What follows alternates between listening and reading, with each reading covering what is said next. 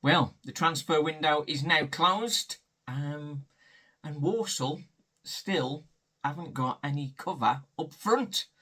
We're going to piece together what happened on deadline day and look at the good and the bad.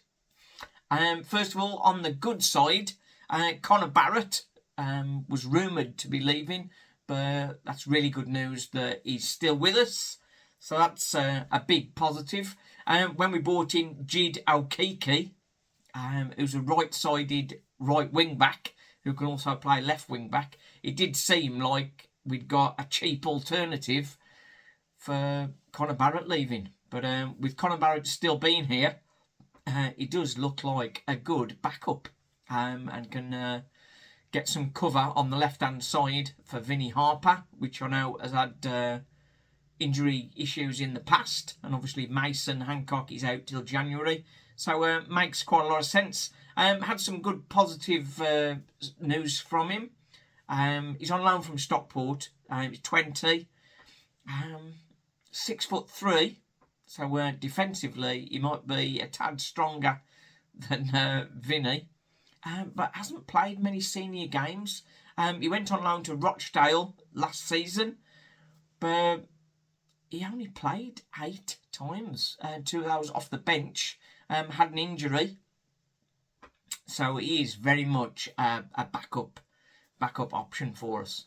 Obviously, as the transfer window was sort of edging closer to ending, we sort of looked at some options, and we didn't really get what we wanted too much. As far as left wing back cover, I did think perhaps Max Melbourne might have been a good option. 26, with sort of 100 games covering the League 2 and League 1, seemed like a good option. But he'd had a year out of the game, recently signed for Gateshead, so that one took him out. But we were looking more at forward players. And then Birmingham City have let Tyler Roberts go out on loan, and he's headed to Mansfield. Tyler Roberts showed a lot of promise, but hasn't really scored a lot of goals in the last couple of years. So maybe not a great option, but again, it's another local team have let a player go out on loan, and Walsall have been missed.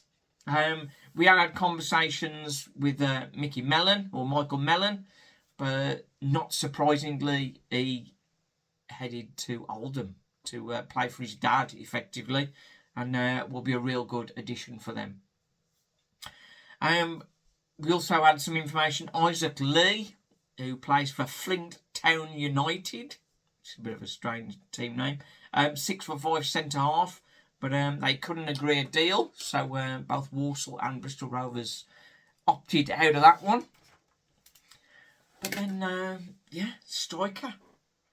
We did get a striker, or I thought we had. And then when I read the details, signing number 15, Rico Richards, 21-year-old from Port Vale, he's not a striker. He's a left-sided midfielder. Which opens up some new questions. We see the players that Port Vale had bought in. Obviously, George Hall has gone there, and Devante Cole as well. And it just goes to prove that getting into League 1, you're going to get a better quality of player. And obviously, for Devante Cole, wouldn't want to come down to League 2. So we didn't get that one. But more on Rico Richards. He's a West Bromwich Albion youth player who Villa snapped up and thought he was going to do well. Was loaned out to Port Vale last season. Played 27 games for them, got 3 goals. And then at the end of the season, on a free transfer, they've picked him up, which was a player that I think Walsall looked at, but didn't quite sort of get the detail on, or get over the line, as it were. So into League 1 with newly promoted Port Vale, but he's only played the one game for him, and he's out again, out on loan to Walsall. But the frustrating thing is the we were in the same division as Port Vale last season. They just got up ahead of us. And now we're developing their youngsters, which is frustrating. He did play for Stockport and got promoted with Stockport the season before. 1 goal in 11.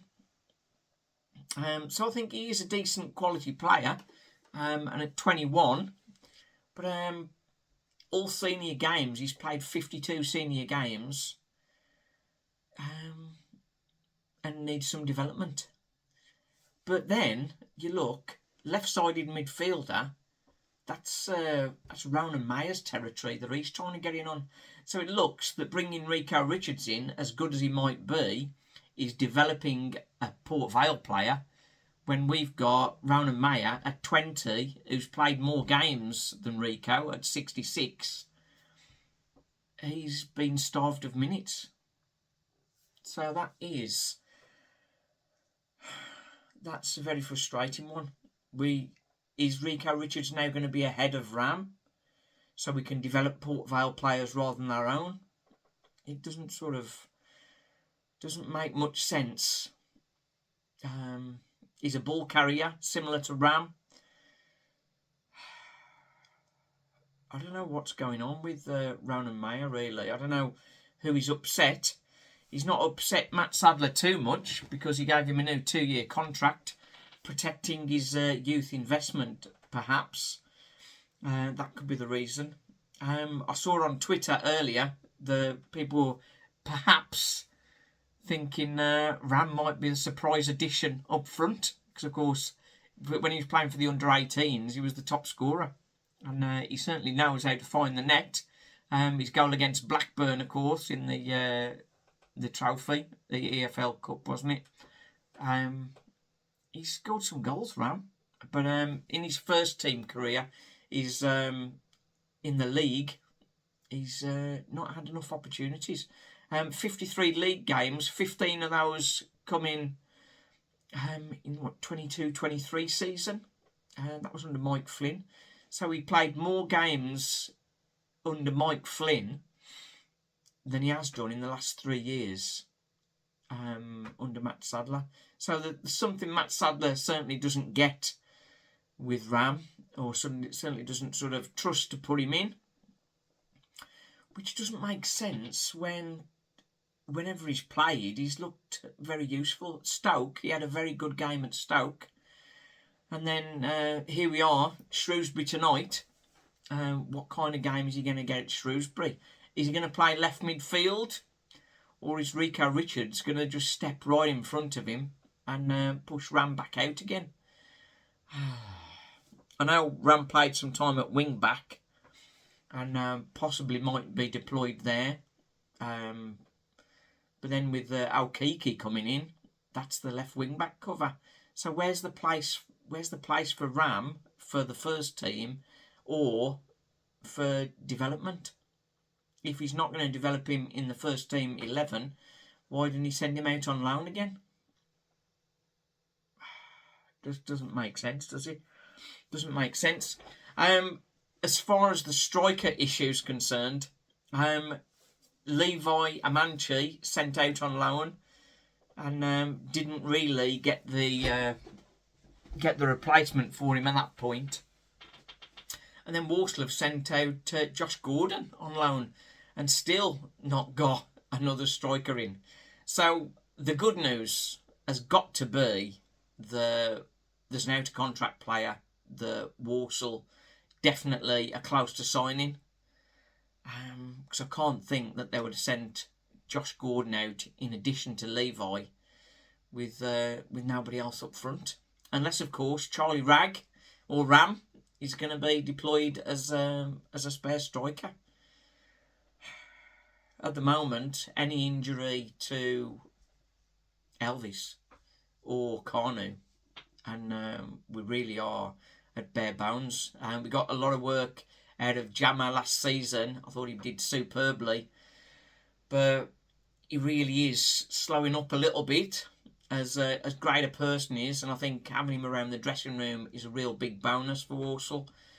But as far as starting for us, I think that sort of time has passed, really. And then we have a Doma. He keeps playing as a centre forward. And he's chasing balls down, and helps us get over the line really well. But how many goals is he going to score? And Stephen keeps saying that as soon as he's got his 100th goal, he'll retire and not play again. Which, you can understand where that thought comes from. And then the only other one was Josh Gordon, who looked very good in training on Tuesday, but now he's gone. So our backup, past the two senior players, appears to be Charlie Ragg. So there's got to be somebody else. There were a couple of out-of-contract players who were available. Ched Evans, but of course he's gone to Fleetwood now. Olafelu Olamola, I think I've got that right. He's signed up with Carlisle. Another name that's tough to pronounce is Britt Asamalonga. He's still available. 30-year-old striker, scored a lot of goals for Middlesbrough. So maybe he could be coming along. But he was not at the training on Tuesday. He was playing in a non-contract player game. So, and of course, Hakeem Adelekan is another player, more of a winger, but he can also play up top as well. So maybe there's a couple of out-of-contract strikers that we're going to sort of bring on board. But now this is the bad thing, really. I think some people talk about all the money that we've brought in with obviously the playoffs, Wembley, David Kagbu, Taylor Allen. So there's a lot of money come in. And yes, Walsall have spent some money getting some players in. But there's got to be lots of money left. And none of that's been so far put on another striker. So, we're frustrated. We don't know the big plan. Maybe there's a big plan that we're not aware of. But from a supporter's point of view, not knowing anything different, it appears like we can't get any strikers to sign for us. But I say the confusion from me, Rico Richards, he's either not going to play for us or he's going to push Ram further away from the first team. And that's what I just don't get.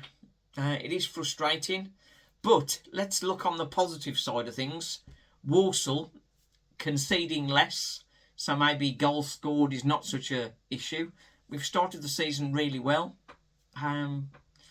12 points, 6 games is a superb start to the season. So amongst all the other stress, we have made a good few signings in the transfer window. Obviously, Courtney Clark, great addition. Daniel Carnu as well. Elvis, really pleased with him. Mason Hancock before the injury. We can see lots of good out of Vinnie Harper as well. There's some good additions. So it's been a good transfer window, but it's just up front.